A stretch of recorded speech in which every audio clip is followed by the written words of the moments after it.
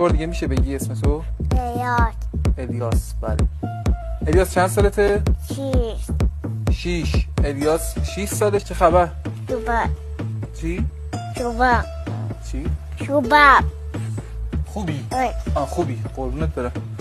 خب اومدی مشهد زیارت؟ آره.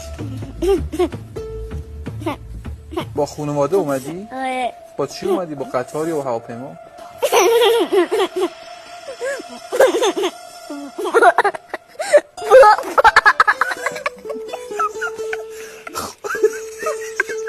گفتی با پا؟